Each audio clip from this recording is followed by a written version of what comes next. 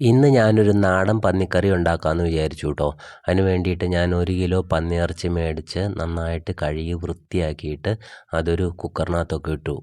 അതിനുശേഷം ഒരു സവോളയും ഒരു പച്ചമുളകും കുറച്ച് വെളുത്തുള്ളിയും ഒരു ഇഞ്ചി കഷ്ണവും ഒരു കറിവേപ്പിലയും കൂടി നന്നായിട്ട് കനം കുറഞ്ഞ് അരിഞ്ഞെടുത്ത് ഇത് കനം തീരെ കുറവാണെങ്കിൽ ഇത് പെട്ടെന്ന് നമുക്ക് ചൂടാക്കി വഴറ്റിയെടുക്കുന്ന സമയത്ത് പെട്ടെന്ന് ബ്രൗണായി കിട്ടാൻ എളുപ്പമുണ്ട്.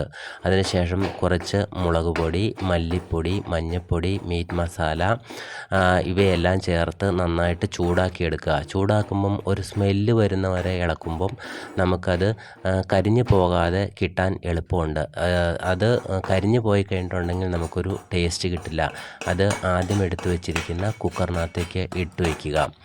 അതിനുശേഷം ഒരു ചീനച്ചട്ടി എടുത്ത് ചൂടാക്കിയെടുക്കുക. നിങ്ങൾക്ക് ഇഷ്ടമുള്ള എണ്ണ വെളിച്ചെണ്ണയാണോ അല്ലെങ്കിൽ സൺഫ്ലവർ ആണോ ഓയിലാണോ വേണ്ടതെന്ന് വെച്ച് കഴിഞ്ഞാൽ ഏതാണെങ്കിലും എടുത്ത് അത് ആദ്യം അരിഞ്ഞു വെച്ചിരിക്കുന്ന സവോളയും ഇഞ്ചിയും പച്ചമുളകും എല്ലാം കൂടി അതിനകത്തെടുത്ത് നന്നായിട്ട് വഴറ്റിയെടുക്കുക. വഴറ്റി നല്ല ബ്രൗൺ കളറായതിന് ശേഷം ആദ്യം നമ്മൾ എടുത്തു വച്ചിരിക്കുന്ന അരപ്പിലോട്ടും ഇറച്ചിയിലോട്ടും നമ്മൾ ഇത് ആഡ് ചെയ്ത് കൊടുക്കുക. ഇത് ആഡ് ചെയ്ത് കൊടുക്കുന്നത് എന്താണെന്ന് വെച്ച് കഴിഞ്ഞാൽ ഇത് ഡയറക്റ്റായിട്ട് നമ്മൾ ഈ കുക്കറിനകത്തിട്ട് തന്നെ വേവിക്കുകയാണ്. അതിനകത്തോട്ട് കുറച്ച് ഉപ്പും പിന്നീട് ആവശ്യത്തിന് മഞ്ഞൾപ്പൊടിയും ചേർത്ത് നന്നായിട്ട് ഇളക്കുമ്പോൾ ഇതിന് ചാറ് കിട്ടാവുന്ന രീതിയിൽ നമുക്ക് ആവശ്യാനുസരണം വെള്ളവും ചേർത്ത് കൊടുക്കാം. വെള്ളവും ചേർത്ത് നന്നായിട്ട് ഇളക്കി യോജിപ്പിക്കുക. അതിനുശേഷം കുക്കർ അടപ്പത്ത് വെച്ച് ഒരു 3 വിസിൽ വരെ നമുക്ക് അടുപ്പിച്ചെടുക്കാം.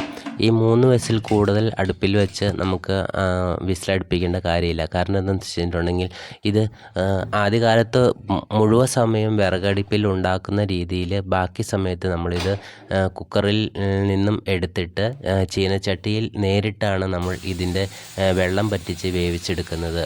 നമ്മൾ ഇതിന് ശേഷം നമ്മളിതൊരു ചീനച്ചട്ടിയിലേക്ക് മാറ്റി. ചീനച്ചട്ടിയിലേക്ക് നമ്മൾ ആദ്യം പൊടിച്ചു വച്ചിരിക്കുന്നത് കുരുമുളകും ഏലക്കായും ഗ്രാമ്പും കൂടി ചേർത്ത് നമുക്ക് വീണ്ടും ഇളക്കി കൊടുക്കാം. ഇളക്കി കൊടുത്തതിന് ശേഷം നമുക്ക് ഏകദേശം ഒരു അരമണിക്കൂർ എടുത്ത് തന്നെ നമുക്ക് വേവിക്കേണ്ടതുണ്ട്. ഇങ്ങനെ വേവിക്കുമ്പോൾ നമുക്ക് ഈ ഗ്രേവി, അതായത് ഈ ചാറ് നിന്ന് നേരിട്ട് ഈ ഇറച്ചി കടന്ന് വേവുന്ന കാരണം കൊണ്ട് നമുക്ക് കൂടുതൽ ടേസ്റ്റ് കിട്ടുന്നതാണ്. പിന്നെ ഇതിൻ്റെ ഗ്രേവിയുടെ എത്ര വേണ്ടതെന്ന് കപ്പയ്ക്കാണോ പുഴുക്കിനാണോ അല്ലെങ്കിൽ ബ്രെഡിനാണോ എന്ന് നമുക്ക് ആവശ്യാനുസരണം നമുക്കിതിൻ്റെ വെള്ളം പറ്റിച്ച് നമുക്ക് ഉപയോഗിക്കാവുന്നതാണ്.